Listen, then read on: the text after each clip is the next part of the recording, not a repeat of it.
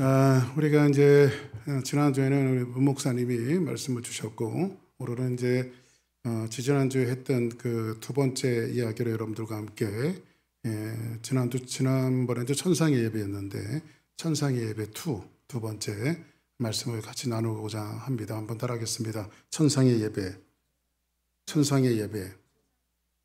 자, 이제 오늘 말씀해 보니까는 이제 4장 4절부터 여러분들과 봤는데, 이제 그 4장 1절에 2일 후에 이렇게 말씀드렸죠. 그래서 이제 그 사도 요한이 하나님께서 보여주시는 그 천상의 모습들을 지금 보는 거예요. 그래서 앞으로 어떻게 되어질 일들을 하나님께서 이제 보여주시는데, 먼저 천상의 광경을 누구에게 보여주시냐? 사도 요한에게 반모섬에 유배되어 있는, 그러니까 지금 이 요한계시록을 썼던 저자였던 사도 요한은 반모섬에 유배가 되어져서 아주 척박하고 힘들고 어려운 환경에 살고 있고, 또 하나님의 백성이라고 하는 이스라엘 민족도 로마의 압제와 철권동체 아래서 힘들고 어려운 그 고단한 삶을 살아가고 있는 이스라엘 민족에 갖고 있는 형편들, 그래서 또 여기에 이스라엘 민족뿐만 아니라 그리스도를 고집하는, 예수님을 고집하는 이 사람들이 로마에게 얼마나 큰 핍박과 어려움, 그리고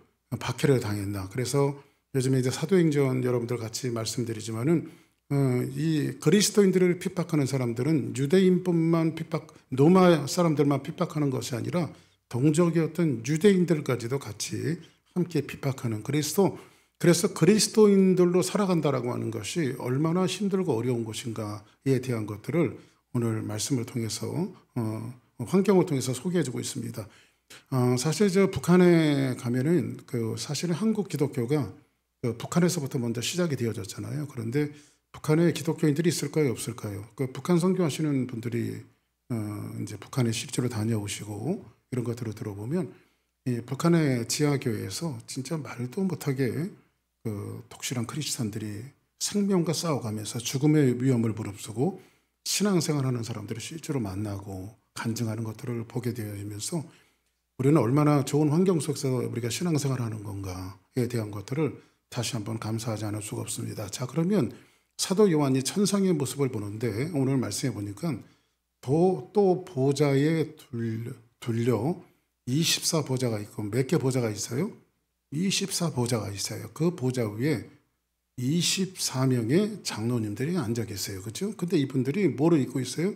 흰 옷을 입고 머리에는 금관을 쓰고 앉았더라. 그러면 이제 그 요한계시록은 여러분들에게 말씀드린 대로 이제 감춰진 언어들이 많아요. 그림 언어들이 굉장히 많습니다. 이거를 가지고 그냥 그대로 적나라하게 풀어서 쓰면은 그 당시에 그 기독교인들이 살아남지 못할 정도로 이제 극심한 핍박과 어려움을 받았기 때문에 이런 것들을 그림 언어에다 그림 언어, 암호와 같은 언어로 이제 감춰놓은 건데, 이 보좌에 둘려. 그러니까 이 보좌는 누구의 보좌죠? 예수님의 보좌죠. 자, 그럼 이렇게 한번 봅시다. 자, 보좌에 둘려진 예수님의 보좌예요. 예수님의 보좌인데, 이 24보좌는 24보좌에 24장로들이 앉아 있어요. 그러면 24가 갖는 의미는 뭐냐면 이런 거예요. 어떤 그림이 담겨져 있냐면 그 이스라엘 민족의 12지파. 그렇죠? 그러니까 구약 시대는 하나님께서 선택받은 아브라함을 선택하시고 이삭을 선택하시고 야곱에게 12아들을 주시죠. 그리고 그 이 12지파를 성경은 뭐라고 말하죠? 이스라엘 민족들, 하나님의 백성들이라고 말하잖아요. 그러면 12지파, 그리고 예수님이 선택하신 제자들이 몇 명이죠? 12명. 그 합이 24명인데 이것에서 우리에게 주는 그림 언어는 뭐냐면 하나님의 백성으로 지칭되는 교회다. 그렇죠? 그럼 교회를 상징적으로 이렇게 표현해주고 있는 거다. 이해되시죠? 자, 그러면 흰옷 입은 사람들은 이긴 자들이에요. 그러니까 결국은 예수님의 그 하나님의 보좌 위에 둘려 앉은 하나님의 백성들은 한번 따라하겠습니다. 나중에 흰옷을 입고 결국은 승리한다. 할렐루야. 그래서 우리는요, 이 고단한 싸움을 살아가지만 저와 여러분들이 한 가지 아셔야 될 건 뭐냐면 정말 우리는 마지막에 승리하는 거다. 오늘도 여기 이제 그 친구 목사님도 오시고 후배 목사님도 오시고 그래서 한 몇 시간 이렇게 같이 교제를 나눴습니다. 차 마시면서. 근데 우리가 얘기하는 것은 뭐냐, 이제 목회에 척박한 것들을 얘기하는 거예요. 목회하다 보니까 뭐 이런 힘든 것도 있습니다. 저런 거 힘든 것도 있습니다. 뭐 이런 것들을 얘기하면서 결국은 결론은 뭐냐면, 우리의 사역은 결국은 하나님이 승리로 이끌 것이라고 하는 확신. 그것 때문에 사역을 하고 목회를 하고 주의 일을 한다. 그래서 결국은 한번 따라하겠습니다. 교회가 승리하고 하나님의 백성이 승리하고. 그러면 이 24장로들은 흰옷을 입고 누구 보좌 위에 돌릴 거예요? 예수님의 보좌 옆에 우리들이 앉아 있을 것이다. 무슨 옷을 입고? 승리한 흰옷을 입고. 할렐루야. 이 말씀이 우리에게 주는 의미가 바로 이런 의미입니다. 그래서 이제 이 승리는 어떤 승리냐면, 항상 승리는 우리의 결과물이 아닌 어린 양의 피로 되어지는 겁니다. 자, 그럼 여러분들 보세요. 그 당시에는요, 전쟁을 하면서 이기는 자들에게 주는 게 뭘까요? 이기는 자들에게 주는 것은, 여러분들 그거 보셨습니까? 옛날 배너라고 하는 영화 보셨나요?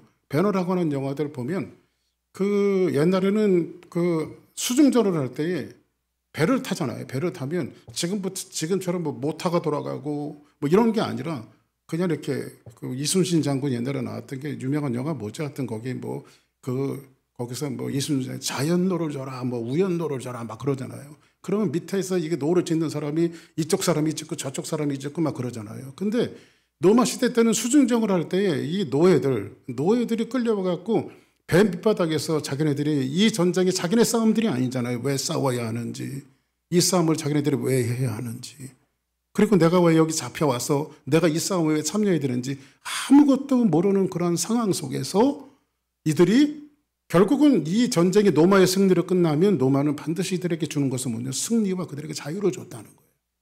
그러니까 우리가 고단한 인생을 싸우고 그리스도인들로서 여러분들이 살아가는 모든 삶 속에서 내가 왜 일을 해야 하고, 내가 왜 이런 사역을 해야 하고, 또 사역자들은 더욱더 마찬가지겠죠. 내가 교회 안에서 또 세상 속에서 내가 그리스도인들로서 내가 왜 이런 일을 해야 하는가 라고 하는 것들이 퀘스천 마크가 주어질 때 결국은 여러분들은 승리하고, 하나님께서는 우리에게 승리의 기쁨으로 흰옷을 입혀주실 뿐만 아니라 우리에게 뭐를 주신다? 노예가 자유함을 갖듯이 우리에게 진정한 자유를 주신다 라고 하는 사실을 오늘 말씀이 우리에게 소개해주고 있는 겁니다.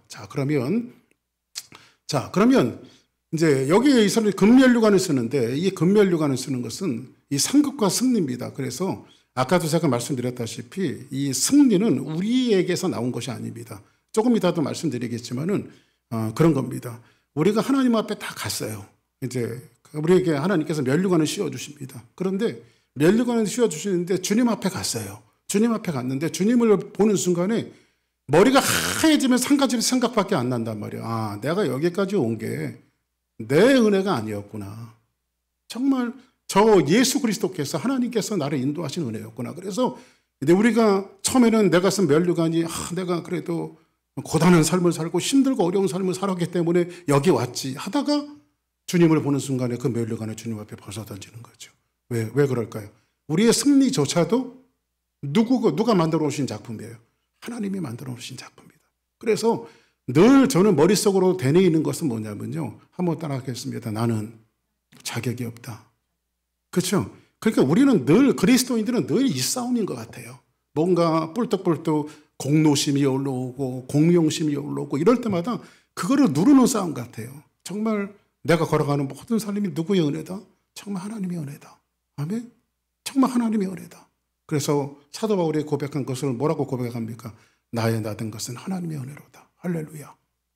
이런 이 고백이 여러분들에게 이루어지기를 주의 이름으로 축복합니다. 자, 그러면 5절 한번 같이 볼까요? 시작. 우레소리가 나고 보좌 앞에 켠 등불 7이 있으니 이는 하나님의 7명이라. 자, 그러면 이제 그 보좌에 24장로들이 둘려 있는데, 24장로는 누구라고 했어요?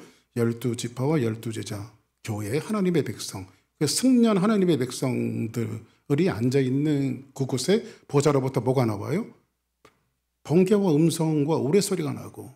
자, 그러면 지금 번개와 음성과 우레소리가 난다라고 하는 것은 뭘 이야기하냐면, 그러니까 이제 메모로 해두세요. 보좌 앞에 켠 등불 7이 있으니 이는 하나님의 7명이라. 자, 그러면 성경에 보니까 우레소리가 나고 번개가 나는 건 뭐냐면 그 24장로들이 앉아있는, 교회들이 앉아있는, 승리한 사람들이 앉아있는 그 자리에 누가 나타나냐. 번개의 음성은 뭐냐면 이거예요. 자, 출애굽기 19장 16절을 한번 같이 읽어보겠습니다. 시작. 셋째 날 아침에 우레와 번개와 빽빽한 구름이 산 위에 있고 나팔 소리가 매우 크게 들리니 진중에 있는 모든 백성이 다 떨어다. 누가 나타나실 때 하나님의 임재지요. 그렇죠?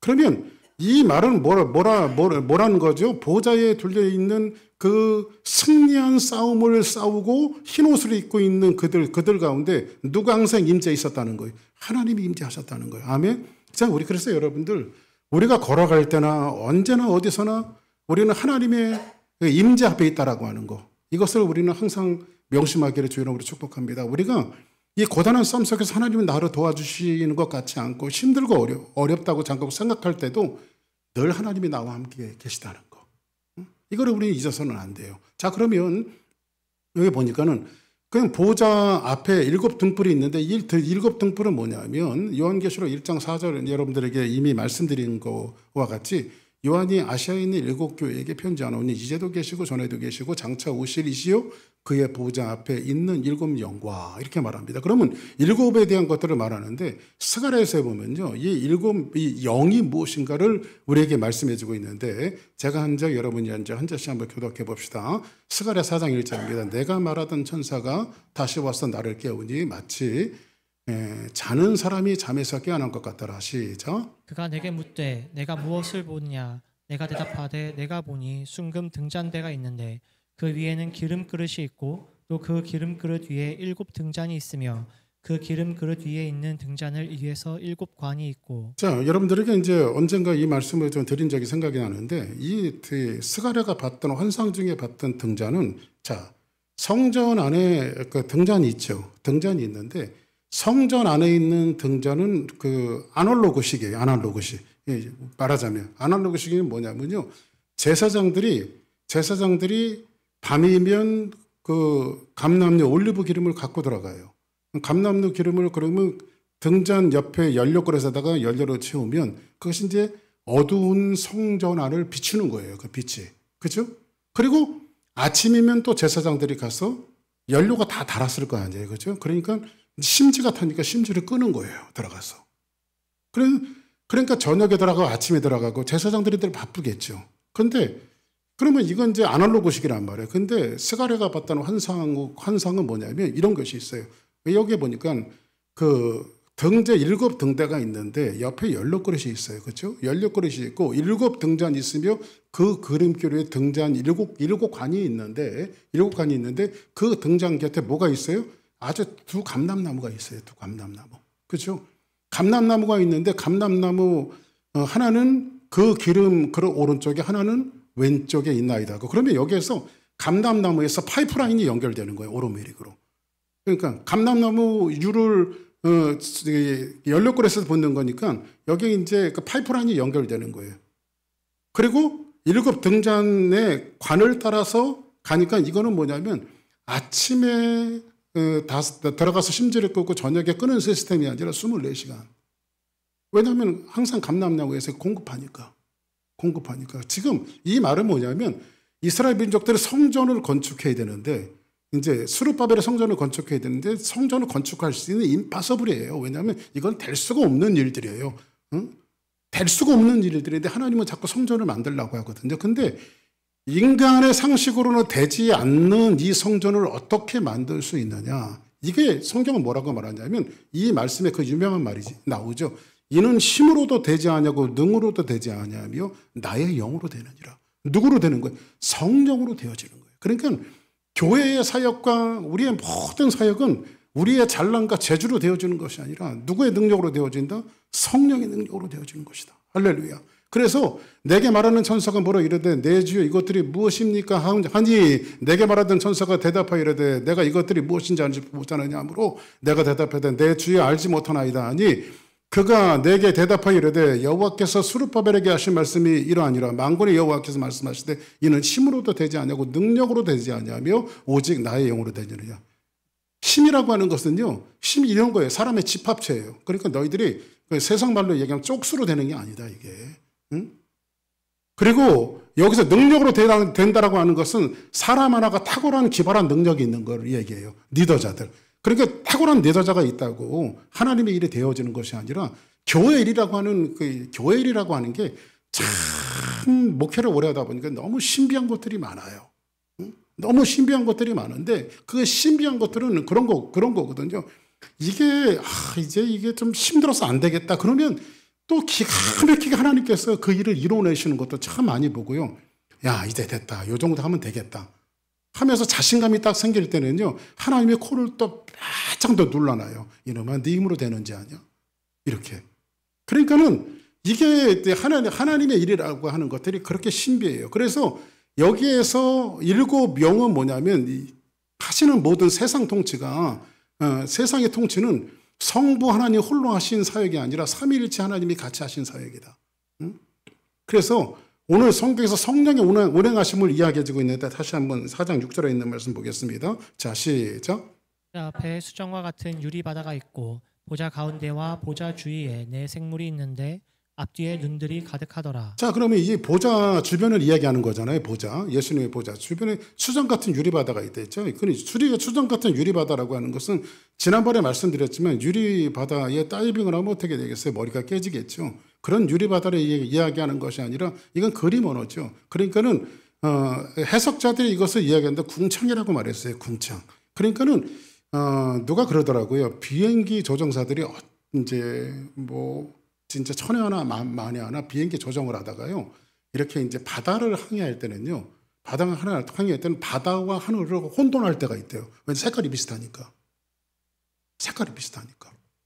그래가지고 그 옛날에 사고 나는 걸 보면요. 바다로 침몰한 그 비행기들이 이게 계기판에 의존을 해야 되는데 자기의 어떤 그 조종 능력에 의지하다 보니까 사고 나는 경우가 간혹 있었다고 합니다. 그러니까 여기 보니까 그 유리바다라고 하는 것은 궁창을 이야기하는데 보좌 가운데 보좌 주위에 네 생물이 있는데 앞뒤에 눈이 가득하더라. 이 네 생물이 있는데 보좌 주변에 네 생물은 뭘 얘기하는 걸까? 근데 앞뒤에 눈이 가득해요. 여러분들 한번 따라하겠습니다. 나 여호와가 말하노라. 한번 따라하겠습니다. 나 여호와가 말하노라. 나는 천지에 충만하지 아니하냐. 자, 그러면 여러분들 하나님은 세상의 천지에 충만합니다. 그러니까 어디든지 하나님의 눈은 다 있어요. 어디든지. 하나님의 눈이 없는 곳이 없어요. 우리 주일학교 때 주일학교 때 선생님이 저는 주일학교 때부터 하니까 여러분들 하나님은 어디든지 다 계시는 거 아시죠? 네. 그러면 하나님은 어디 계실까요? 그러면 선생님이 그래요. 여러분들이 잠잘 때 이불에도 하나님의 눈이 있어요. 그러는 거예요. 이불에도 하나님의 눈이 있어요. 베개에도 하나님의 눈이 있어요. 천장에도 하나님의 눈이 있어요. 그랬더니요. 실감이 오더라고요. 딱 누우니까 천장에 하나님이 계신 것 같고. 그러니까 성경은 이 예레미야를 통해서 뭐라고 말하냐면 나 여호와가 말하노라 나는 천지에 충만하지 않아. 그렇죠? 근데 내 생물의 앞뒤가 가득한데 이것은 뭐냐면 내 생물은 바로 하나님의 속성을 이야기해주고 있는데 자, 이거는 다 봅시다. 네, 넘어갑시다. 자, 유리바다 문학적인 표현이다. 내 생물은 만물을 대표적인 표현인데 눈이 가득하다라고 하는 것은 눈이 보는 거 어디든지 하나님 계시다는 거. 자, 그런 의미 이거 아닙니다. 자, 그러면 요게 7절로 먼저 한번 봅시다. 시작. 그 셋째 생물은 얼굴이 사람 같고 그 넷째 생물은 날아가는 독수리 같은데. 자, 그러면 이거를 가리키고 이제 첫째 생물은 네 생물을 가리키고 있는데 하나는 사자 같고 이 사자라고 하는 것은 뭐죠? 통치죠. 통치. 그러니까 하나님의 속성을 이렇게 동물로 표현하는 거예요. 그러니까 사자 같다라고 하는 것은 통치죠. 여러분들 마태복음을 뭐라고 말하죠? 마태복음에 별명이 있죠. 무슨 복음입니까? 마태복음은 사자복음. 그래서 마태복음 시종일관 어떤 입장에서 썼냐면 이 땅에 왕으로 오신 예수님. 그렇죠? 그래서 하나님은 왕이시다는, 예수님은 왕이시다는 거예요. 그렇죠? 만왕의 왕이시라는 거예요. 그래서 예수님의 족보부터 나오잖아요. 아브라함과 다윗의 선 예수 그리스도의 세계라. 그리고 유대인의 왕으로, 만왕의 왕으로 오신 분이 누구신가를 마태복음 가리킨단 말이에요. 그리고 하나님의 속성을 마태복음은 왕으로 오신 예수님, 하나님을 어떻게 표현하고 있냐면 네 생물들이 있는데 이 하나님의 속성들을 사자로 표현한 거예요. 통치자, 세상의 통치자. 두 번째로는 두 번째 생물은 뭐죠? 송아지 같고. 그래서 마가복음의 별명이 뭐죠? 송아지 복음이에요. 마가복음은요, 이 땅에 예수님이 종으로 섬기러 오신 예수님이에요. 죽기까지.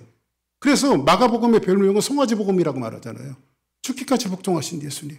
이 땅에 당신을 제물로 다 내어주시기 위해서. 그러니까 하나님의 속성은 뭐가 담겨져 있어요? 섬기는 자로서 종으로 오신 이 땅을 섬기러 오신 분으로. 그 다음에 세 번째로는 얼굴이 사람 같고. 근데 아이러니하게도 누가복음 인자의 복음이라고 말하죠. 이건 지혜예요. 하나님 지혜로 세상을 펴시고. 그죠? 그래서 누가복음 같은 경우에는 유일하게 누가복음만이 예수님의 유년 시절을 기록하고 있어요. 그죠? 예수님의 유년 시절. 그래서 이 땅에 사람으로 오셔서 사람으로 어떻게 사셨는가? 그리고 어떻게 지혜로 세상을 사셨는가? 이런 부분에 대해서 누가복음은 한결같이 인자로서의 모습을 나타내고 있단 말이에요. 그리고 네 번째로는요, 생물은 날아가는 독수리 같은데 이렇게 말합니다. 이 독수리라고 하는 것은 이 공중에, 그러니까 땅과 하늘의 모든 것들을 다스리는 그 하나님으로서 이 요한복음 우리 특수복음이라고 말하죠. 그런데 요한복음의 별명이 독수리복음이라고 말해요. 독수리복음. 하나님의 공의, 예? 선포자, 뭐 이런 것들로 이렇게 쓰이죠. 그래서 이렇게 이제 이 초월적인 천상의 하나님이 이제 하나님을 수종드는 존재들을 이렇게 표현한 거예요. 초월적 하나님. 그러면 이렇게 초월적 천상의 하나님을 수종드는 존재들을 이렇게 표현을 했는데, 자, 4장 8절을 같이 한번 보겠습니다. 시작. 내 생물은 각각 6 날개를 가졌고 그 안과 주위에는 눈들이 가득하더라. 그들이 밤낮 쉬지 않고 이르기를 거룩하다 거룩하다 거룩하다 주 하나님 곧 전능하신 이여 전에도 계셨고 이제도 계시고 장차 오실이시라 하고. 자, 그러면 이 하나님을 수종드는 자들을 이렇게 이제 천상의 존재들을 이렇게 이제 네 가지로 표현했는데, 하나님의 속성을 담은 하나님을 수종드는 자들을 이렇게 표현했는데, 여기에서 각각 이 생물들은 몇 개의 날개를 가졌어요? 6개 날개를 가졌어요. 이 날개를 가졌다라고 하는 것은 한번 따라합시다. 날개는 심부름꾼이다. 여러분들 날개는 심부름꾼이에요. 그러니까는 하나님을 수종드는 자들은요. 그래서 여러분들 하나님께서요, 이 땅에 살아갈 때 우리에게도 날개를 달아줄 때가 있어요. 그러니까 여러분들 하나님이 여러분들에게 날개를 달아주는 것은요, 누구 위에 군림하라고 달아주는 것이 아니라 섬기라고 하나님 다 달아주시는 거예요. 그 날개를 우리는 귀천해서는 안 돼요. 어떤 이는 그래서 사도 바울이 얘기했는데, 어떤 이는 사도로, 어떤 이는 선지자로, 어떤 이는 목사로, 어떤 이는 교사로, 그죠? 이렇게 사역의 짐을 지고, 근데 이런 것들이 짐이 돼서는 안 된단 말이에요. 하나님 신부를. 그게 우리는요, 저는 가끔가다 제 머릿속에 주문하는 것이 있습니다. 왜냐하면 목사들 치고 교회 성장에 관심이 없는 목사들이 누가 있겠습니까? 저도 오늘 목사님들만 앉아서 얘기했지만, 또 후임 목사님 오늘 와서 또 얘기하더라고요, 저한테. 목사님, 어떻게 하면 교회가 부흥하나요? 그래서 야, 나도 못하고 있는 걸 너 나한테 물어보면 어떡하냐? 딴 데 가서 물어봐라 내가 그랬어요. 응? 답답한 거죠. 그죠? 여러분 목회라고 이 목양이라고 하는 게 여러분들 답답하죠. 장로님 안 그렇습니까? 답답하죠. 그죠? 이게 우리 교회 장로님은 저만큼 답답함을 갖고 계신 분이에요. 제가 보니까요. 얼마나 이게 막 진짜 교회가 사람들이 매주 들어오고 빈자리마다 채워지고, 이제 거의 우리 교회가 여기 이사 온 지가 3년이 가까이, 이제 3년은 안 돼서 3년 가까이 되는데, 어떡할까? 이런 조바심이 있어요, 없어요?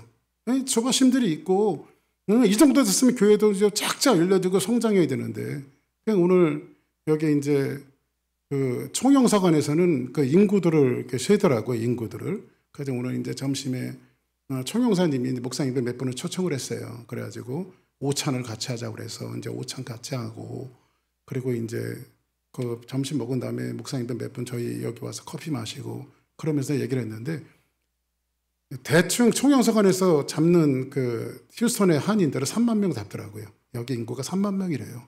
한인들 인구가. 근데 기독교인을요, 비공식적인 교회들까지 다 따져봤어요. 아주.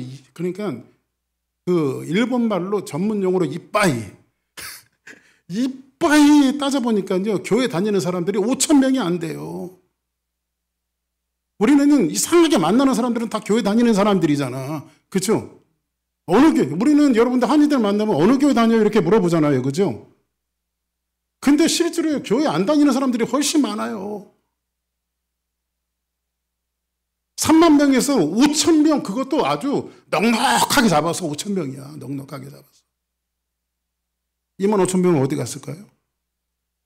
난 이상하게 교회 안 다니는 사람들도 안 만나죠. 그렇잖아요. 교회 안 다니는 사람들 잘 안 만나줘요. 대부분 다 물어보면 교회 다니는 사람들이야. 보면. 그런데 참 답답하죠. 근데 하나님께서 우리에게 달려주신 것은 날개는 뭐냐면 심부름이에요. 우리는 심부름꾼이에요. 그런데 하나님 앞에 이거를 항상 저는 머릿속에 염두에 두고 있어요. 아, 성장 답답하고 성장 안 하고 싶은 목사가 누가 있고, 그리고 교회가 큰 교회 안 되기를 원하는 목사가 누가 있나 하면서 막 답답하다가 하나님께서 내 마음속에 주시는 것은 뭐냐면, 야, 너는 그냥 심부름만 부지런히 하면 된다. 하나님 앞에. 그러면 제 마음이 좀 한 번씩 진정이 돼요. 이 마음속에 막 이렇게 막 그냥 막 열이 받고 막 그러다가, 응? 마음이 진정이 돼요. 근데 우리 심부름꾼이잖아요. 그죠? 그 주신 것만큼 감사하고. 근데 우리는 사실 감사보다도 왜 나는 이럴까? 자격지심도 갖고. 그런 부분들이 굉장히 많이 있죠. 근데 저는 35년을 목회에서도 교회 성장 참 아이러니합니다. 진짜 아이러니해요. 그래서 오늘 그 목사님 한 분이 그러더라고요. 휴스턴에서, 그러니까 총영사님이 그러더라고요. 휴스턴에서 교회가 개척돼갖고 성장한 케이스가 없다. 총영사님이 그러더라고요. 자기가 교회들을 쭉 다녀봤는데 개척해서 성장한 케이스가 없대요. 그냥 우리가 깹시다. 하나님 은혜로. 할렐루야. 하나님 은혜로. 그래서 이 6날개를 가졌다라고 하니까 어떤 사람에게는요, 하나님이 또 막 돈을 말없이 막 부어줄 때가 있어요. 그래서 다 하나님 여러분들 잘 먹고 잘 살아하고 돈 부어주는 게 아니라 심부름하라고. 할렐루야. 심부름하고 하나님 흘려보내는 거예요. 다. 그 모든 것들. 여러분 재능을 주셨으면 재능도 자꾸 흘려보내는 거예요. 그러니까 하나님 보좌에 둘려앉은 이 네 하나님을 수종드는 생물들은 6-4개를 가지고 하나님을 수종드는 사람이 심부름꾼. 그렇죠? 그리고 그 안과 주위에 눈들이 가득한데 그들은 밤낮 쉬지 않고 뭐라고 말해요? 거룩하다, 거룩하다. 주 하나님, 곧 전능하신 이여 전에도 계셨고 이제도 계시고 장차 오시시라고 말합니다. 자, 그러면 6날개, 그 이제 말했죠. 천상의 고백이 몇 번 반복되죠? 3번이 반복됩니다. 거룩은 하나님만이 하실 수 있는 그 사랑이죠. 그죠? 결국은 우리가 끊임없이 하나님 앞에 고백하는 건 뭐냐면, 사실은 여러분들 이 거룩이라고 하는 것은 하나님께만 속한 것이죠.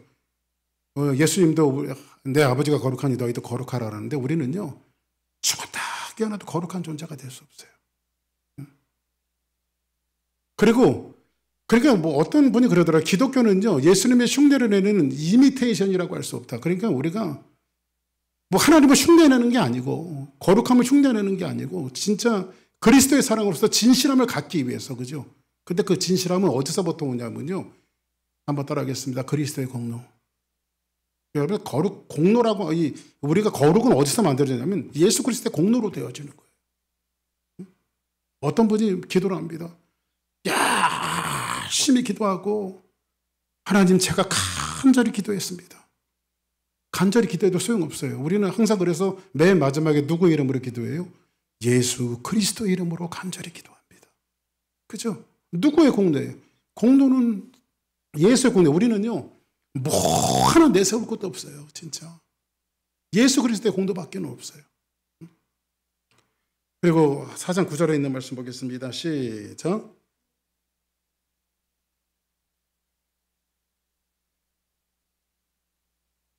그 생물들의 보좌에 앉으사 세세토록 살아계시는 이에게 뭐를 돌려요? 영광과 존귀와 감사를 돌릴 때에.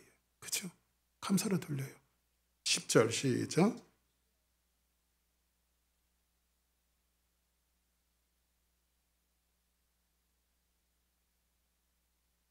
자, 그러면 24장로들은 누구를 상징한다고 했어요? 현재 교회, 그죠? 근데 예수님 앞에 딱 가니까 내가 지금까지 걸어온 것이 내 은혜가 아니었다. 우리 시체말로 아주 여러분들 뭐 10번, 20번은 들었을 거 아니에요. 어떤 사람이 광야를 걷고 있었는데 가장 힘들고 어려울 때 자기 인생의 칠흑 같은 어둠이었을 때 항상 행복할 때는 예수님 한 걸음 내 한 걸음 예수님과 동행하면서 예수님의 발자국과 자기 발자국이 나란히 있었는데 가장 힘들고 어려울 때 자기가 걸어온 여정을 보니까 그 광야에서 힘들고 어려울 때 발자국이 하나밖에 없어요. 이 사람이 막 소리를 칩니다. 하나님 예수님, 내가 가장 행복할 때는 나랑 같이 걸어주시더니 내가 진짜 힘들고 어려울 때 예수님 어디 계셨습니까? 그때 예수님이 그렇게 말씀하셨다죠. 야, 그 한 발자국이 있는 게 네 발자국이 아니라 내 발자국이다. 그때는 네가 너무 힘들어서 내가 너를 안고 걸었단다. 이거 뭐 많이 들어보셨잖아요. 그렇죠? 그러니까는 우리가 걸어가야지 지금까지 지내온 모든 것들을 뒤안길대로 돌아보면 우리는 다만 정말 하나님의 은혜다. 할렐루야. 응? 그러니까 이게 명확하게 뚜렷하게 나오는 건 뭐냐면 천상에 가서 예수님을 만나면 예수님을 딱 보는 순간에 이게 뭐 맞는 말인지 모르겠어요. 맞는 말인지. 국민학교 다닐 때 수박서리를 나갔습니다. 수박서리 애들하고. 수박서리를 나갔고요. 친구 네 놈이 같이 나가갖고 옛날에 원두막도 찍고 해서 수박이 어릴 때 뭐 못된 짓 했죠. 수박서리를 해갖고 수박을 한 통씩 땄어요. 수박을 한 통씩. 그리고 살금 밤에 막 나오는데 동네 아저씨가 원두막에 있다가 우리 앞에 딱 쓰는 거예요. 이놈들. 그러면서 그때 우리는 어떻게 됐을까요? 내 친구, 저하고 합쳐서 내 친구가 어떻게 될까요? 수박을 그냥 바닥에다 떨어뜨리고 아저씨 여기 있어요. 그게 내게 아니니까 오히려 야단 맞아야죠. 그랬더니 아저씨가 너무 좋은 아저씨라 수박 한 통을 주더니 다 줄 수는 없고 이거 한 통 쪼개서 나눠 먹어. 얼마나 먹고 싶으면 이놈들이 수박서리를 다 왔겠어. 그러면서 한 통을 주면서 너네들 나눠 먹어 하면서 한 통을 주더라고요. 나는 그 아저씨 평생 은혜를 못 잊어요. 세상에 수박 한 통을 주신 그 은혜를 내가 어떻게 잊겠습니까? 근데 우리 네 친구들은 아저씨를 부르는 순간 동시에 수박 4통을 그 아저씨 앞에 내려놨단 말이에요. 내게 아니니까. 내게 아니니까. 우리가 주님 앞에 있을 때는 동시에 아마 그런 얘기, 멜로간 딱석 의시되면서 천국 왔다, 막 천국 왔다 하면서 막 어깨를 흔들고 가다가 예수님을 딱 보는 순간 예수님 거요 하면서 다 내놓고 예수님 거요. 그죠? 이 그림을 보여주시는 것은 왜 너희들이 천국에 와서만 이렇게 하는 것이 아니라 이 땅에 살아갈 때도 그렇게 살아라고. 아멘. 그래서 우리 교회는요, 누구만 나타나야 되냐면 예수님의 은혜만 나타나야 돼요. 할렐루야. 주님의 은혜만. 그것들을 오늘 그래서 이 멀리관을 벗어드리면서 합당하다고 말하죠. 합당이라고 하는 말은 마땅하다는 뜻이에요. 그러니까 예수님만 하나님만 예배 받으시기에 마땅하신 분이에요. 마땅하신 분. 아멘입니까? 그리고 하나님이 침묵하는 것 같아도요. 하나님은 하늘에서 통치와 경영을 이루신다라고. 고난받은 성도들에게 이겨놓은 천상을 보여주시기 위해서 위로하는 거예요. 지금 사도 요한에게 왜 이걸 보여주시냐면 지금 아까도 말했지만은 노마 시대에 살면서 얼마나 척박하고 타민족과 동족에게 기독교인으로서 그리스도인들로서 핍박받는 그들, 그리고 예수 믿는다면 짐승에 가지고 씌어서 짐승들과 싸우게 만들고 이렇게 죽어가는 톱으로 캠을 당하고 이렇게 어려움을 당하는 그들을 향해서 마지막 사도 요한을 통해서 반모섬에 유배되어져 있던 사도 요한을 통해서 하늘의 그림과 천상의 그림을 보여주면서 지금 뭐 하는 거예요? 그들을 위로하고 있는 하나님께서. 하나님이 뒷짐지고 계신 것이 아니라 너희들을 통해서 일하고 계신다. 그래서 에스겔서를 한번 한 장씩 볼까요? 내가 그 생물을 보니 그 생물 곁에는 땅 위에 바퀴가 있는데 그 얼굴을 따라 하나씩 있고 16절 시작. 그 구조는 황옥같이 보이는데 그 넷은 똑같은 모양을 가지고 있으며 그들의 모양과 구조는 바퀴 안에 바퀴가 있는 것 같으며 그들이 갈대의 사방으로 향하 돌이키지 아니하고 가며 그 둘레는 높고 무서우며 그 네 둘레로 돌아가면서 눈이 가득하며 그 생물들이 갈대에 바퀴들도 그 곁에 가고 그 생물들이 땅에서 들릴 때에 바퀴들도 들려서 영이 어떤 쪽으로 가면 생물들도 영이 가려 하는 쪽으로 가고 바퀴들도 그 곁에서 들리니 이는 생물의 영이 그 바퀴들 가운데 있음이니라. 자, 이 얘기를 들어보면 그 소리가 그 소리 같지만 여기에 제일 많이 반복되는 게 뭐예요? 바퀴. 예?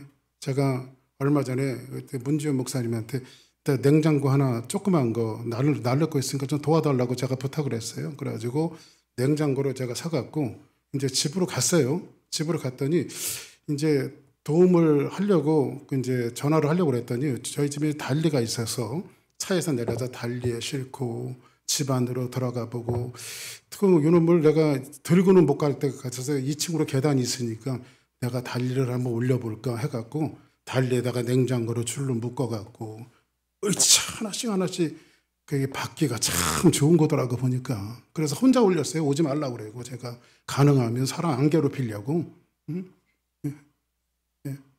그래서 냉장고로 제가 혼자 올린 사람입니다. 물론 큰 건 아니지만 2층까지 그것도. 근데 이게 바퀴속의 힘이냐? 아니죠. 이게 바퀴의 힘이에요. 바퀴의 힘. 근데 이 바퀴가 뭐냐면 운행하는 거. 예, 하나님의 영이 가는 것은 내 생물들이 움직이죠. 그죠? 내 생물이 가는 곳에 바퀴가 움직이죠. 이 바퀴는 뭐냐면 하나님의 경영하시는 절정으로서 이 빠른 기동성을 가지고 경영하시는 거예요. 그래 하나님은 뒷짐지고 계시는 것이 아니라 하나님이 우리에게 운행하신다. 뭘 갖고? 기동성을 가지고 내 생물은 그 속성을 지닌 하나님의 영의 심부름을 통해서 좌절한 성도들을 향해서 구체적으로 우리를 향해서 역사하시고 운행하고 계시다라고 하는 사실을 이런 에스겔서의 말씀을 통해서 우리에게 위로해 주시는 거예요. 성경 창세기에 보면 이런 말씀이 있습니다. 1장 1절이 지나고 태초에 하나님이 천지를 창조하시니라. 그리고 하나님이 만드셨던 땅은 아름다운 땅이 아니었어요. 땅은 혼돈하고 공허하며. 하나님께서 처음 만드신 땅이 혼돈하고 공허한 땅이었어요. 흑암은 깊음이 없고 아주 어두운 땅이었어요. 하나님의 영은 수면에 운행하시니라. 어두컴컴한 그 땅을, 아름답지 않았던 그 땅을 누가 운행하십니까? 성령이 운행하시면서 질서를 잡아가기 시작하면서 바퀴를 가지신 그 성령님께서 하나님의 명령을 이행하는데 빛이 있으라 하시며 빛이 있었고 어둠을 걷어내는 거예요. 그러니까 하나님의 사역은요, 운행하시면서 여러분들 개개인이 살아가는 모든 삶 속에 어둠을 걷어내시는 역할을 하시는 거예요. 하나님. 어둠을 걷어내는 역할. 할렐루야. 그래서 여러분들 위축되고 조금 힘들고 어려울 때 이렇게 생각하십시오. 내가 지금 척박한 어둠 속에 있지만 하나님은 운행하시면서 내 삶의 어둠을 걷어내신다. 할렐루야. 그래서 하나님은 소망이 없고 어두운 세상에 진정한 소망을 주시기 위해서 지금도 통치하시면서 바퀴를 가지시고 운행하고 계신다. 하나님의 사람들을 위해서. 로마서 11장 36절 마지막으로 보겠습니다. 시작. 이는 만물이 주에게서 나오고 주로 말미암고 주에게로 돌아감이라. 그에게 영광이 세세히 있을지어다. 아멘. 예, 이는 만물이 누구에서 나와요? 주에게서 나오고. 여러분들, 그러니까는 하나님의 대항자가 사탄이 아니고 사탄 자체도 하나님께 속해 있어요. 이게 만물 속에 포함되어 있는 거예요. 만물 속에. 누가 하나님을 송사할 수 있습니까? 그렇죠? 그러니까 하나님이 모든 만물을 하나님께서 나오신 거예요. 언젠가는 로마의 철권 정치와 톱으로 켬을 당하고 핍박을 받는 그 그리스도인들이 실옷 입고 승리할 날이 있다라고 하는 사실을 미리 사도 요한에게 보여주시면서 오늘을 살아가고 있는 저와 여러분들에게도 힘들고 척박한 삶 속에서 위축되지 말고 믿음으로 승리하는 놀라운 역사가 있기를 주의 이름으로 간절히 축복합니다. 우리 잠시 세상에 내가 살면서 우리 박수 치면서 하나님 앞에 찬양드립니다.